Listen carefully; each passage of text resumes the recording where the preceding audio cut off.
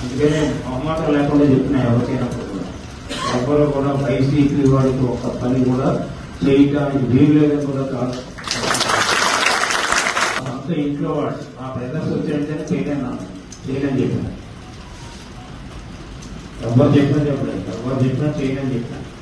అంచేత ఏంటంటే అంత స్ట్రిక్ట్ గా ఉంటేనే మనకి హోదా ఉంటుంది. మళ్ళీ రెండోసారి రాదు, ఒకసారి చెప్పేసాము రెండోసారి రాదు.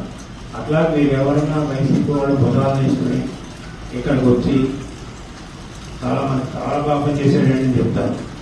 మీరు చెప్పాను నేను వెంటనే చేయను. వీళ్ళు మరి ఆ ఊళ్ళో ఎలా ఉందని అడిగితే ఇప్పుడు వాళ్ళు చెప్తారు అట్లే అంచేత మోసాలు పోవాలి. మాకు ఏదైతే 2 ఎలక్షన్కి మన ఎలక్షన్ మాకు బ్రహ్మాండంగా చేసేట్టు కొంతమంది చెప్తాం. లేదంటే ఈ ఎలక్షన్ మనం ఫేస్ చేసుకుంటే వచ్చే ఎలక్షన్ చాలా బాగా చేస్తారంటే మన ఎలక్షన్ చేయలేదు, వచ్చే ఎలక్షన్ బాగా చేస్తారంటే వచ్చే ఎలక్షన్ ఎవరు చేసేది. ఇటువంటి కబుర్లు మనకు ఉన్నటువంటి స్ట్రెంగ్త్ మనకు బ్రహ్మాండమైన స్ట్రెంగ్త్ ఉంది. అవడంతో పనిచేయండి. లేదు చిత్తశుద్ధి నుంచి వస్తారంటే చేసుకోండి, కానీ వచ్చే క్యారెక్టర్ నెసెస్ చేయాలి ఎప్పుడు కూడా. అందుకని ఎవరు తీసుకొస్తున్నామని అడుగుతాను. ఆ వచ్చే క్యారెక్టర్ని బట్టి నేను చెప్తాను రావచ్చా రాకూడదా, అలా ఒక ఉపయోగం ఉందా లేదా.